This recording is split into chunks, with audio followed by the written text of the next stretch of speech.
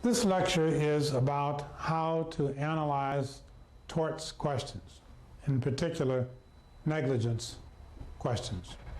But before I focus on how to analyze negligence questions, let me put this in perspective because I think it'll be helpful to do that. The bar examiners are testing you for three things. They want to know, number one, do you know the rules of law well enough? Number two, do you know how to use those rules of law to analyze a fact situation? And number three, can you communicate it in writing? Those are the three things they want to know. Do you know the rules well enough? Can you use them well enough to analyze fact situations? And can you communicate it in writing? Now, on the first of those, knowing the rules well enough, let me remind you of something that I said on one of the free videos, that there are about 5,000 to 6,000 rules that you are expected to know when you graduate from law school. And I show you on that video how to calculate that. Now you can calculate it 2 or 3 different ways. You get about the same results. About 5,000 to 6,000 rules that you are expected to know. There are about 15 subjects on the California bar exam. So if you take the 6,000 rules that you are expected to know and you divide those by the 15 subjects, you get about 400 rules per subject. So the bar examiners expect you on the average to know about 400 rules per subject. Some subjects there are more rules and some less, but the average about 400. Now, the way you learn those rules is by reading the long outlines if you're using the Barbary outlines, or by reading the bar passer outlines if you're using the full bar passer outlines, or if we're talking about torts, you can read the manuals outlines, you can read the Gilbert's outlines, okay? But you need to read some material such as that. Obviously, the manuals and Gilbert's are even more thorough, but you need to read that material. And reading summaries of that material is not enough. Okay, you won't know the average of 400 rules or so that you are expected to know. Now, and those rules, let me remind you, the bar examiners want you to know the words of the rule. I mean the actual words of the rule, awfully close. And some general idea about here's kind of sort of more or less what the idea is behind the rule will not do. They want you to know the actual words of the rule. And there's about 400 of them per subject. Now, the next thing they want you to know, and you learn those by doing the reading that we talked about. The next thing is that you need to be able to use those rules to analyze facts. You have to practice using the rules to analyze facts like any other body of knowledge. Mathematics has got a lot of rules, but you have to practice using those rules to analyze fact situations.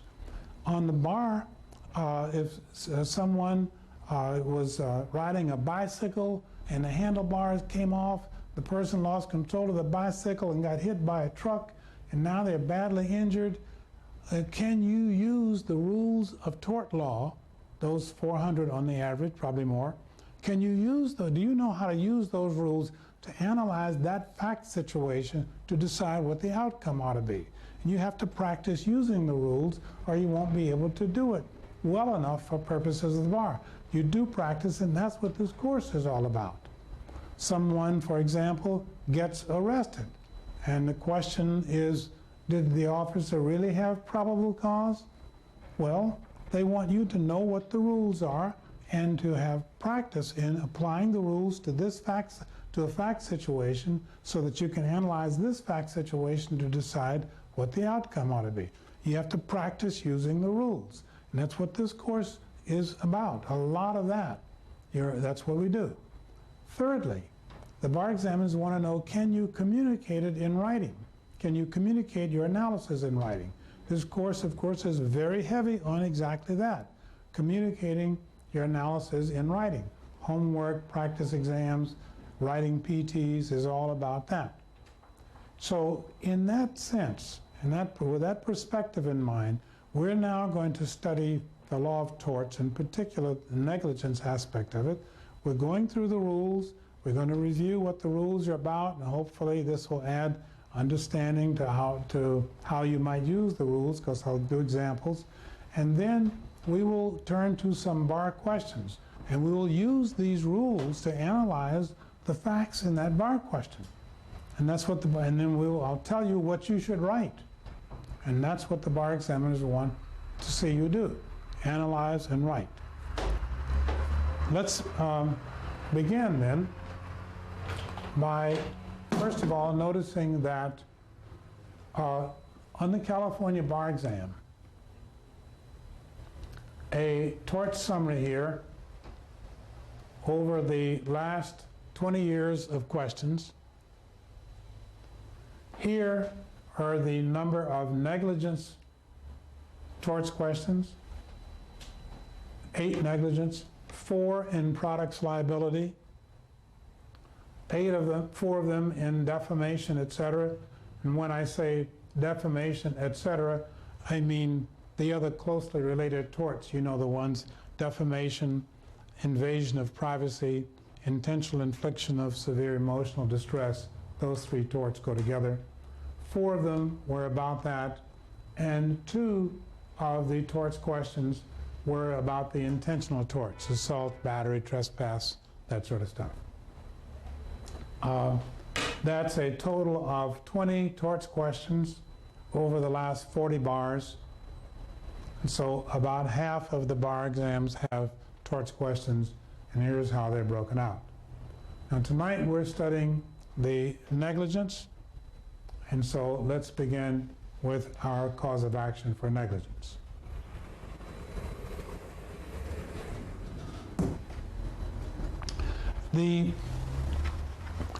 Keep in mind that when you apply a rule of law has requirements, has elements, components, subcomponents. And these rules have subcomponents all the way down to where the rule meets the facts. You know, how do you recover for negligence? Answer: the elements to recover are duty, breach, causation, damages. And each of these have subcomponents. What do you mean by duty? What do you mean by breach? What do you mean by causation and damages? And these rules have subcomponents. And the subcomponents may have subcomponents, and so forth. And so you continue until finally the components of the rule meet the facts. And that's where you argue that the facts that we have satisfy these subcomponents of the rule, and then you work your way back up to the larger branches. And that's how analysis is done.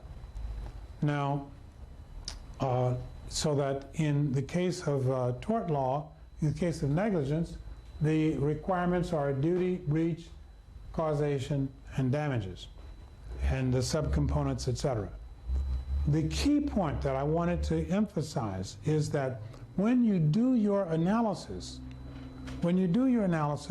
the way you must do it, you have to be looking at the requirements that have to be satisfied. If somebody wants to recover for negligence, what requirements does the plaintiff have to satisfy? Duty was owed to the the duty was owed to the plaintiff. The duty was breached. Causation, the damages. And so these are the requirements that the plaintiff has to satisfy. And each of the further one, duty, you know, who owes what duty to whom? What's the rule of law about that? And so finally, you keep breaking it down to where the rules intersect with the facts, and you try to prove that your facts satisfy these little pieces of the rule, then work your way back up. And the reason I'm emphasizing this, and even said it twice, is because that's the way your analysis should look. Okay? Your analysis should not be a review of the facts that you're given and you drag in a piece of law from time to time. That's not legal analysis.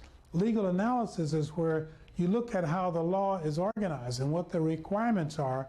Then after you've traced the requirements all the way out to the details, then you say, these facts satisfy these requirements. And you look at each requirement to see, is this requirement satisfied? Is this one satisfied? And so forth.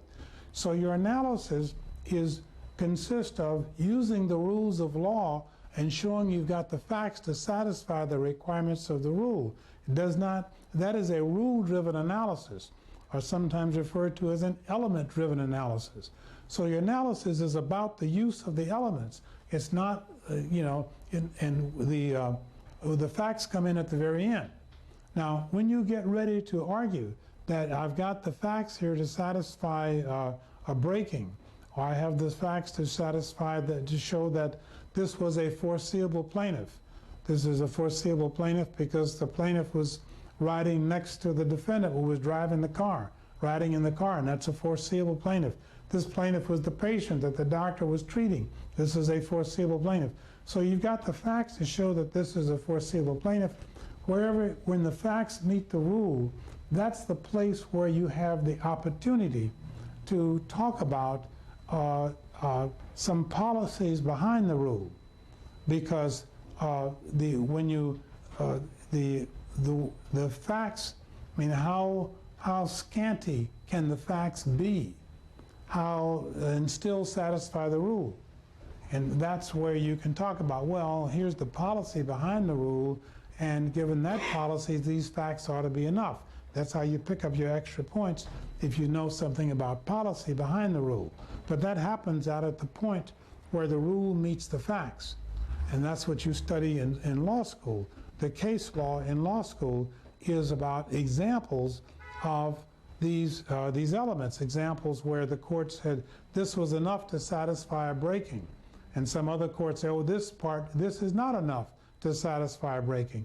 And it's those examples that you learn in law school when you study the case law. But the bar examiners want you to know, enough about the examples so you can fit yours on. But again, in summary, the analysis is analysis going down the structure. Okay, it's using the structure and showing each component of the structure is satisfied. When you get to the facts satisfy those fine details of the structure, and then you work your way back out. That is the kind of analysis that gets you a high grade. An analysis where the rules, you don't know the words of the rule, and you give fuzzy descriptions of the words of the rule, will cost points. In those places where you don't know the rule at all, that will cost points. In those places where you analyze by just talking about the facts and don't even drag the rules in, that'll cost you points. And so the way to get the highest points is the way we talked about. Now we're talking about negligence questions here. The elements are duty, breach, causation, and damages. Let's talk about what the bar examiners want you to know about duty.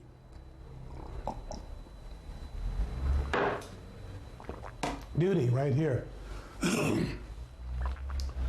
The idea of someone being negligent, excuse me, the idea of somebody being negligent is that the public policy imposes a duty on everybody that says, no matter what you are doing, we the public say that you owe a duty of reasonable care to the people who you should realize might be injured by whatever you're doing.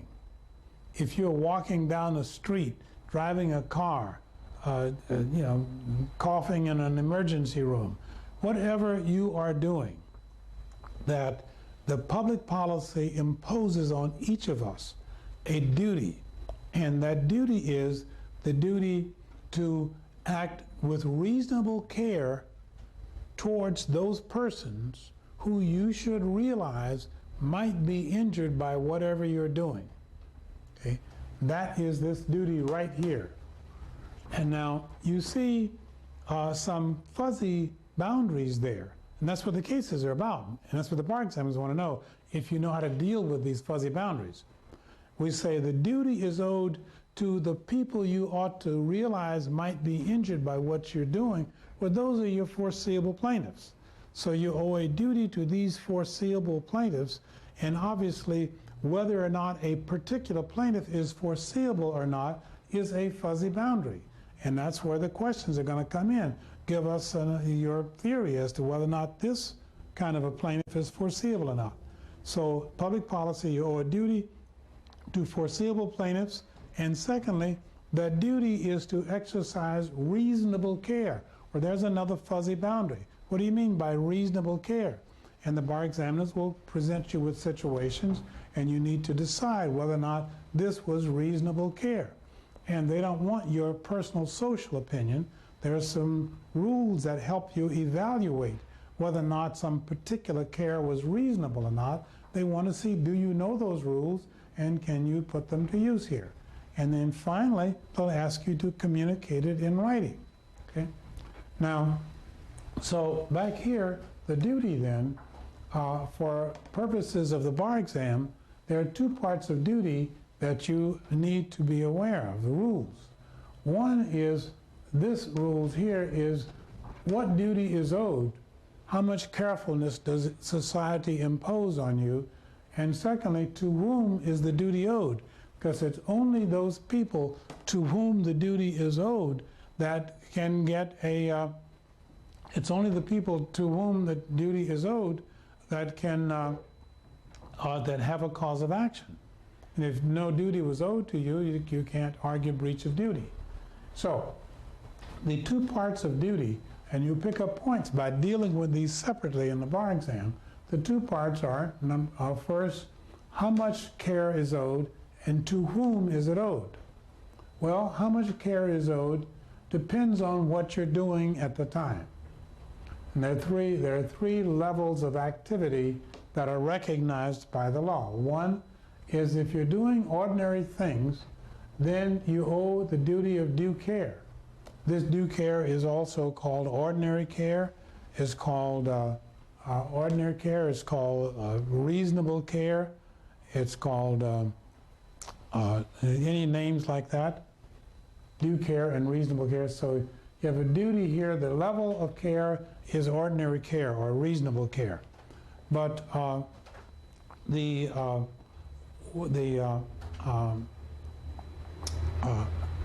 I want to point out is that this idea of exercise reasonable care is sometimes put in another way, and sometimes it's put in this way. It said, do not create unreasonable risk of harm to these foreseeable plaintiffs.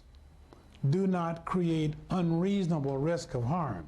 And that's another way of saying act with reasonable care. But it's said in both ways, and I just want you to be aware of both of those. So, ordinary activities, one owes a duty of due care.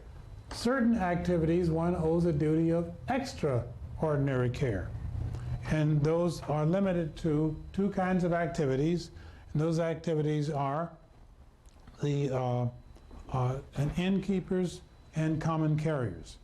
Innkeepers and common carriers, and sometimes, in some jurisdictions rather, the public utilities are obligated to exercise extraordinary care while they are engaged in their public utilities activity. If you're talking about the phone company, it's while they're laying their phone lines, not while they're driving their truck down the street like everybody else. When they're engaged in the utility activity, some states say they owe a duty of extraordinary care. Now, so the situations then where there is a duty of extraordinary care are those where innkeepers, common carriers, and in some states public utilities. Finally, if you are engaged in abnormally dangerous or sometimes called ultra-hazardous activities, okay, if you're engaged in ultra-hazardous activities,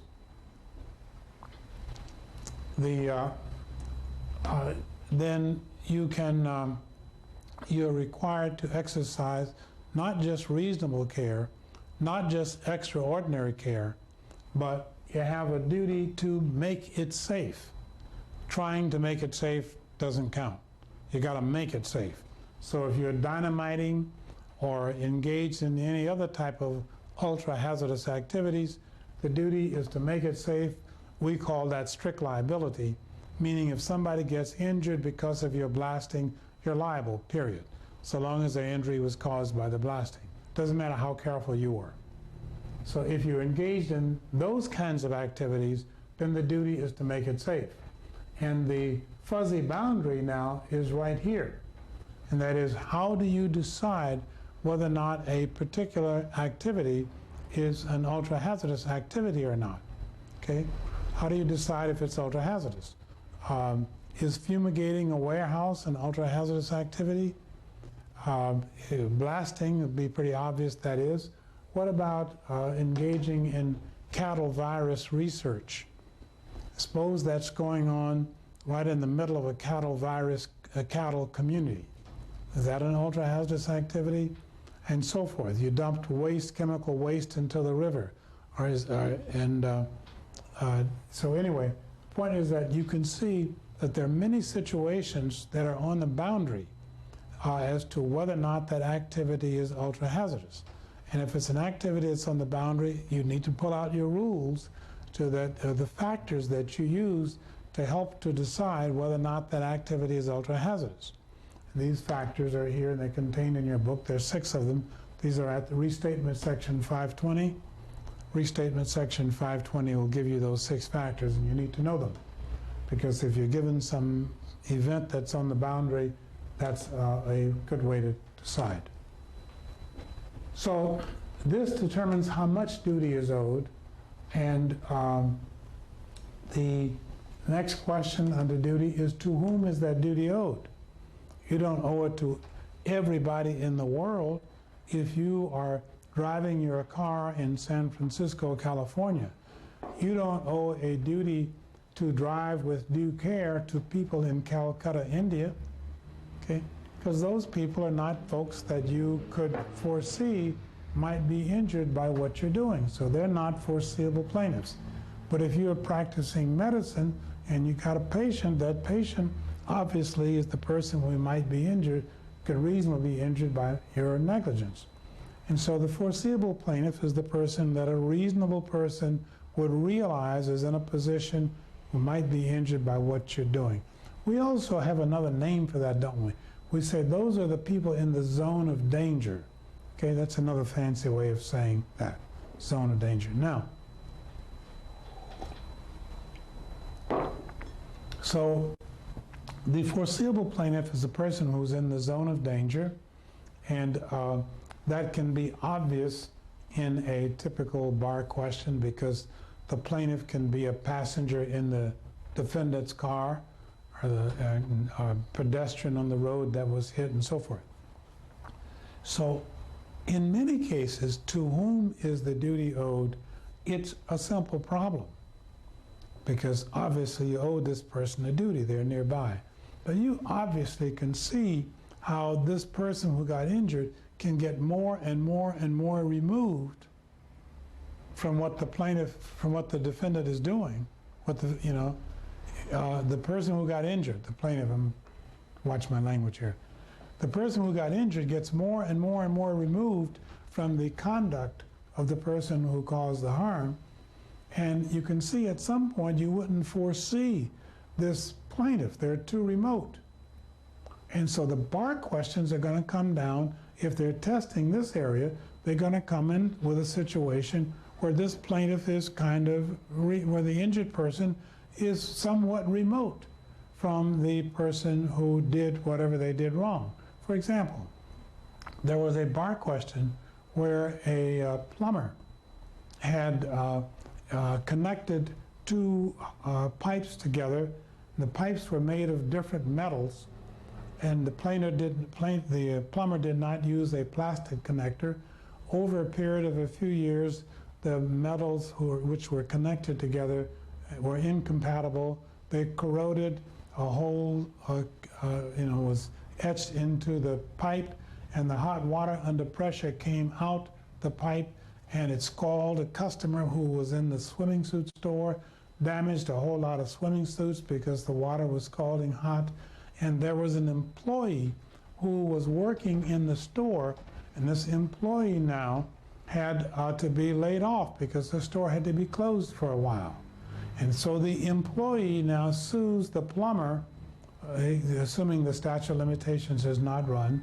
This employee sues the plumber saying, your negligence in connecting those pipes it caused me to lose 5 days work, or 3 months work it was, and I want you to pay me.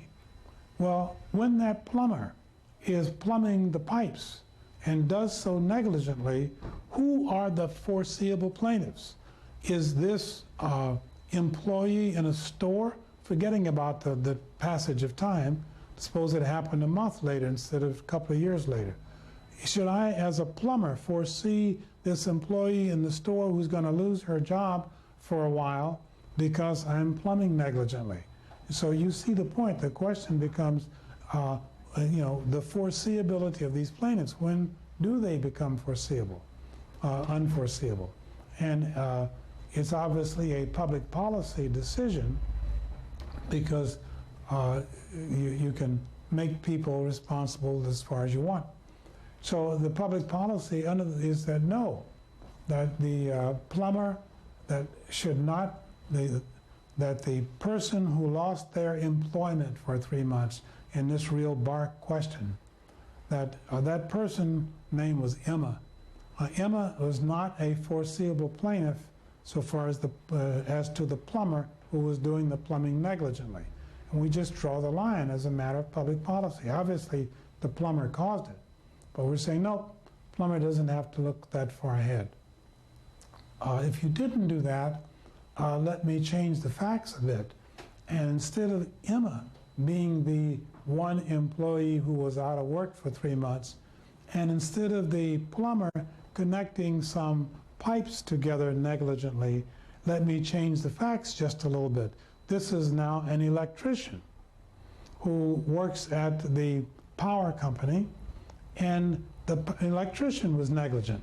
And the way the electrician was negligent is that he or she dropped a wrench into the big transformer that supplies the power to this factory, to this automobile factory, where 10,000 people come to work every day.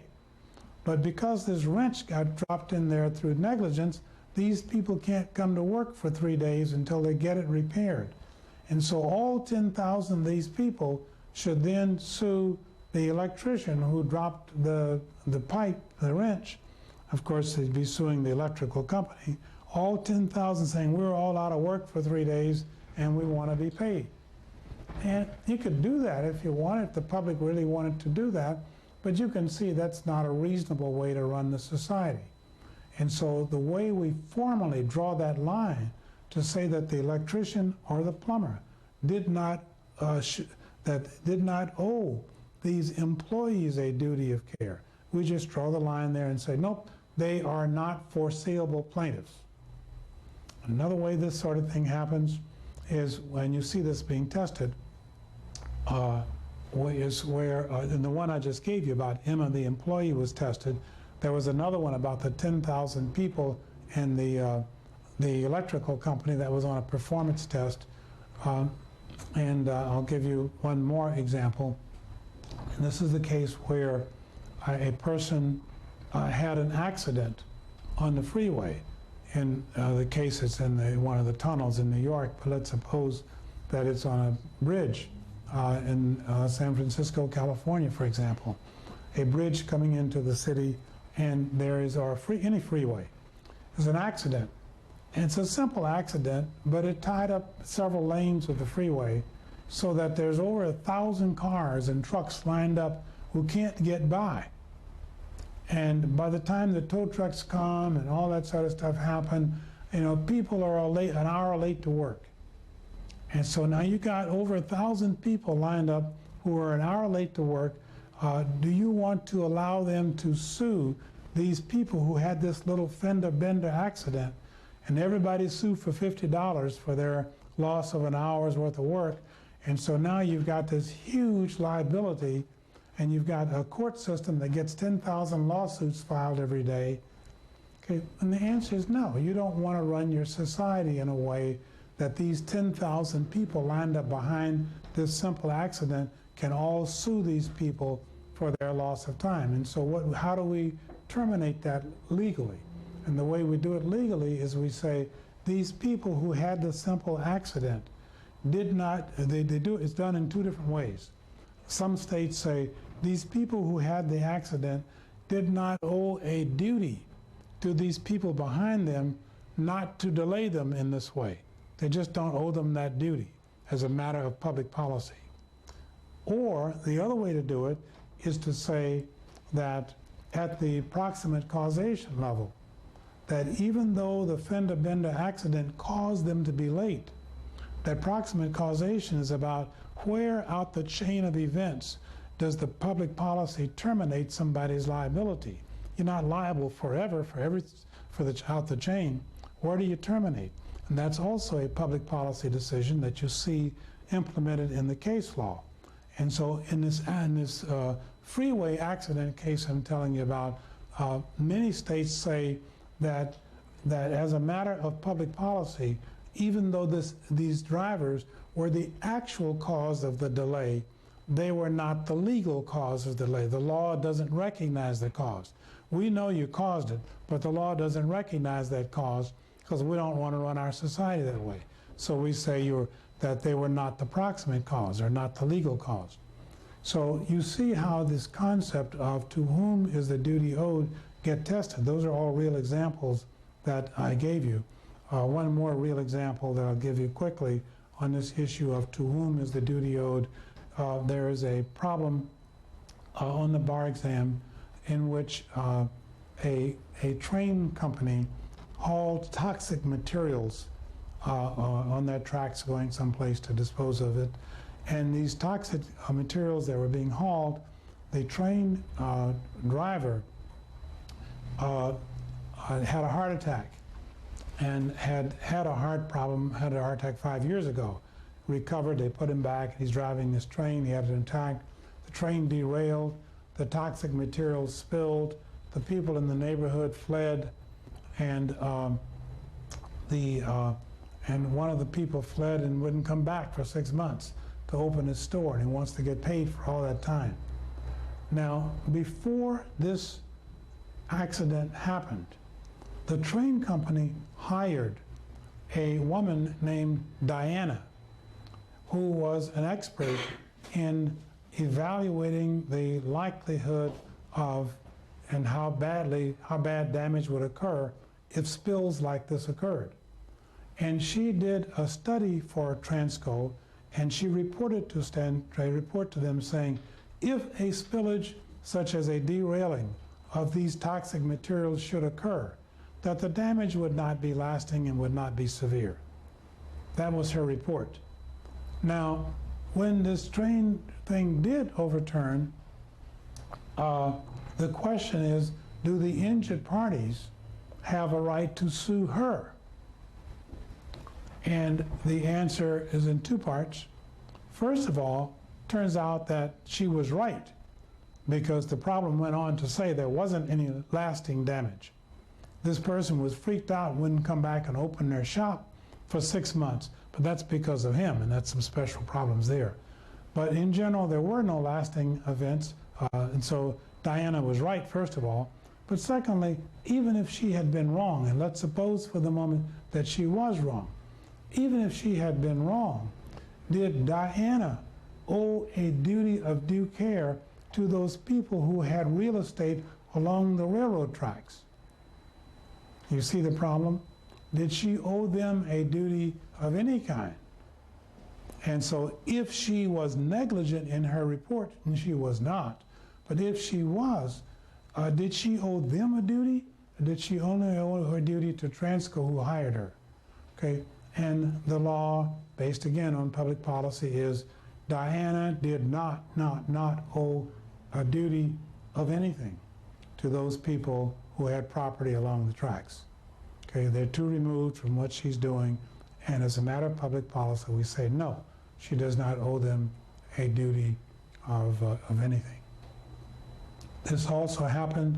The bar examiners are fond of testing this stuff.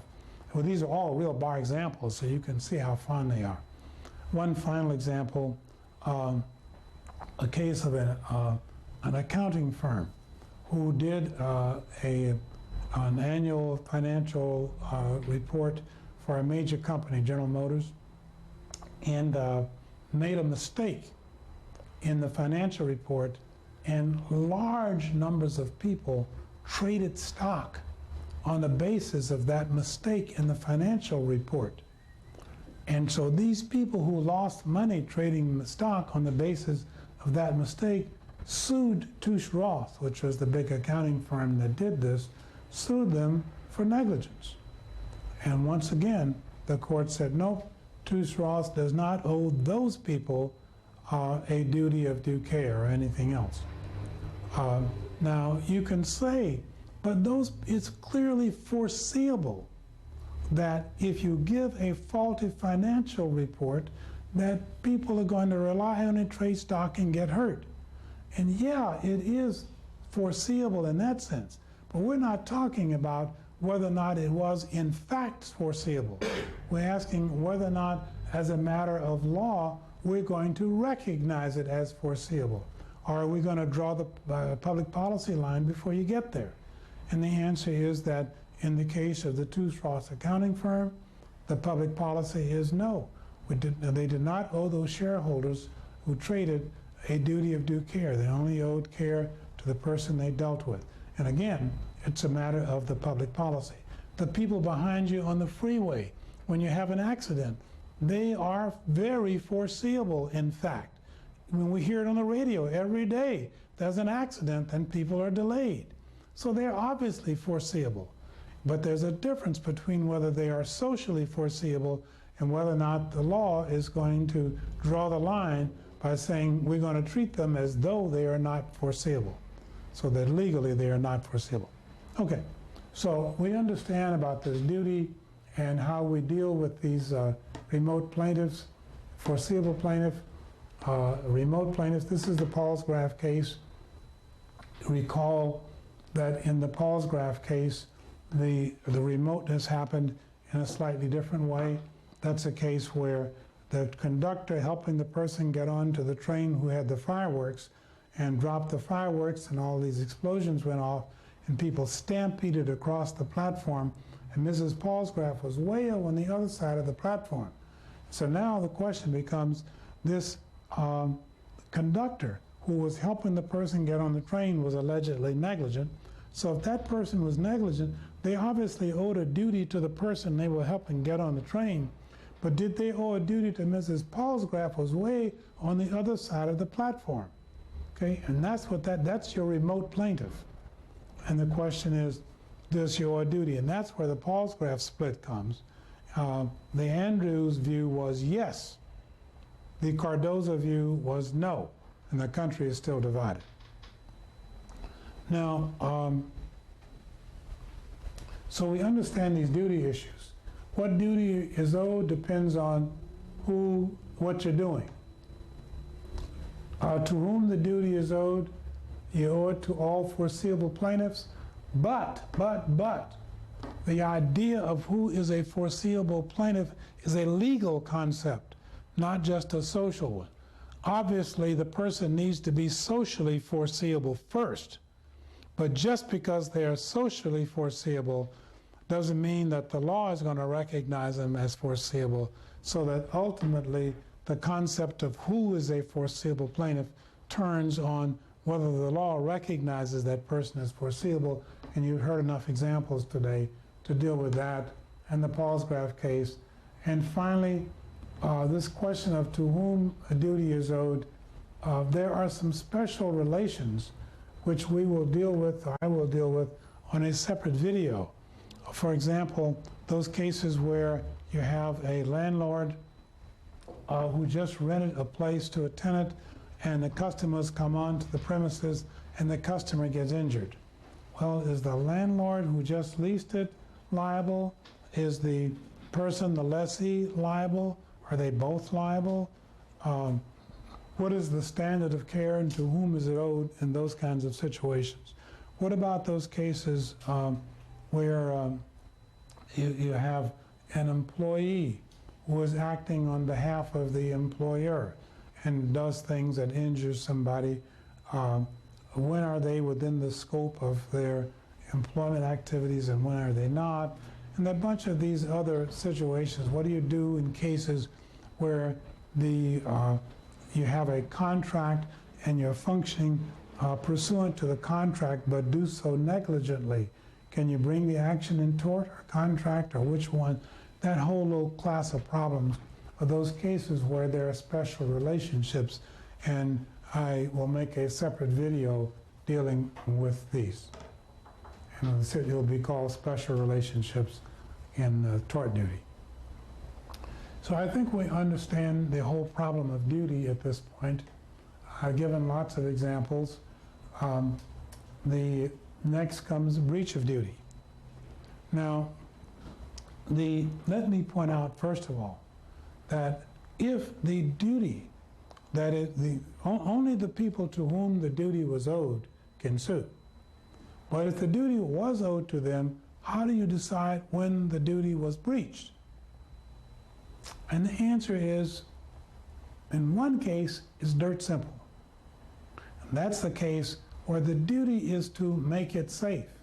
If I am dynamiting, if I'm doing any abnormally dangerous activity, as you can determine from Restatement Section 520, which I urge you to read and memorize.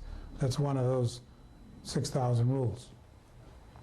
The second restatement, by the way.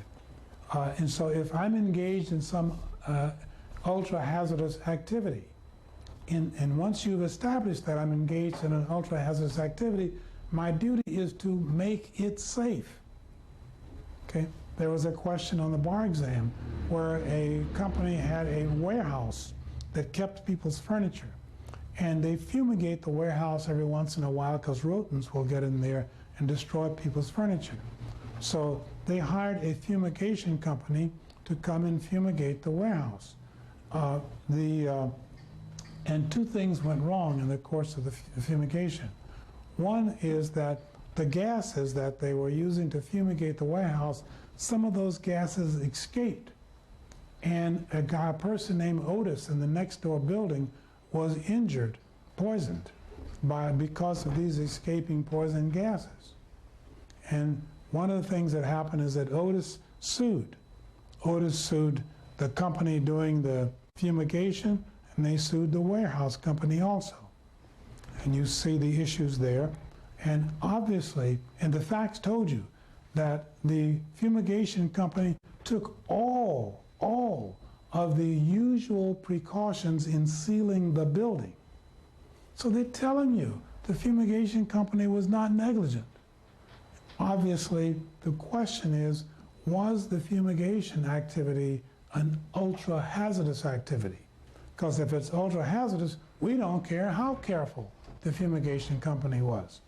So that's when you would use over here on the board these factors to decide whether or not fumigation is an ultra-hazardous activity. And right here, I'll write them on the board for you. The second restatement, Section 520, has the 6 factors there. Second restatement, Section 5, and please learn them. They're worth memorizing. It can come up on the multiple choice part of the exam, and it can come up on the essay. So learn them. So if the fumigation company was engaged in an ultra-hazardous activity, then they're strictly liable. Doesn't matter how careful they were, and Otis is entitled to recover. Also, as I'm sure you know, the owner of the warehouse will be liable, because if it was an ultra-hazardous activity, they cannot delegate their responsibility to somebody else. Both of them are strictly liable. So, and again, that's a situation where you needed to know how to decide if the activity is an ultra-hazardous one. And that's a real bar question. So the point I'm getting at here is, how do you decide when the duty has been breached. And I said to you, in one case, it's dirt simple. And that's a case where the duty is the duty to make safe because the defendant was engaged in an ultra-hazardous activity. Well, they didn't make it safe, and so Otis, in our hypothetical, can recover because the duty is to make safe. Doesn't matter how careful they were.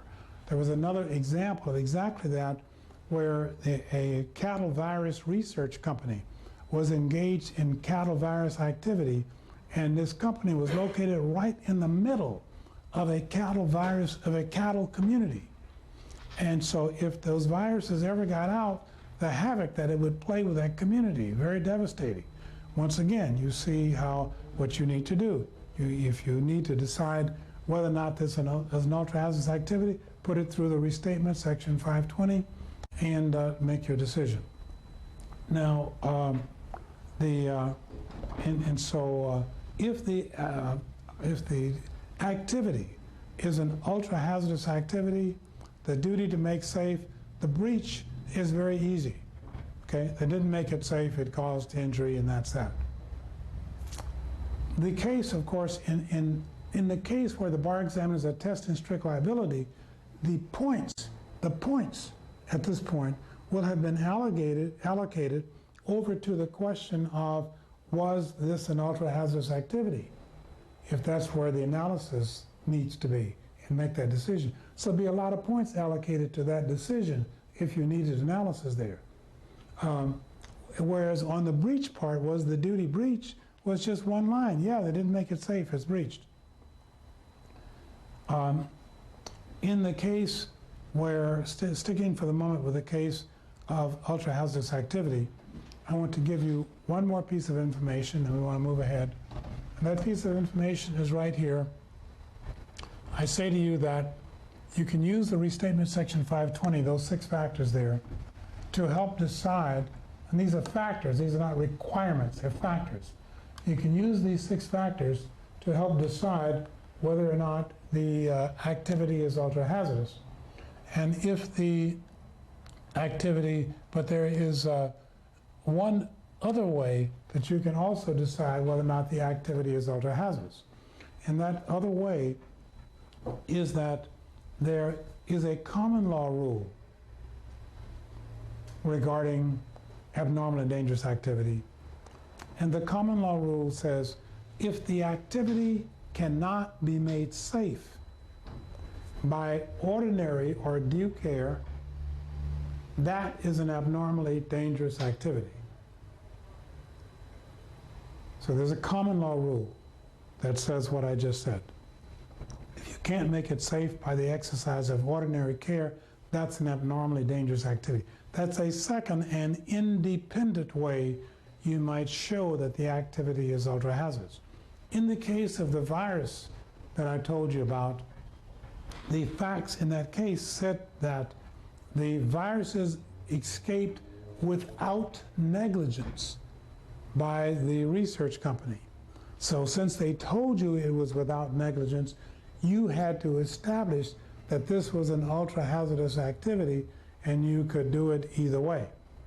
Do it both ways to get most points. The common law says they escaped without negligence, and they still couldn't make it safe even though they were not negligent. That's, abnormally dangerous. But do them both ways. In the case of the escaping gases that were Otis got injured, do it both ways. Now, so we know what to do if the duty is the duty to exercise, to make safe. But if the duty is not that high standard, make safe, but it's a duty to exercise reasonable care to the foreseeable plaintiffs. And we got a foreseeable plaintiff because they were riding in the seat next to the driver or something. So we got a foreseeable plaintiff, and so you owe them reasonable care. Did the person breach the duty of reasonable care? And that obviously is a fuzzy boundary. Reasonable care, when did you breach that duty? And once again, the bar examiners want you to know some rules.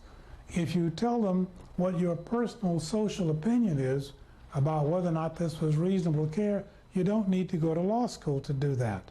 that will not get you the points.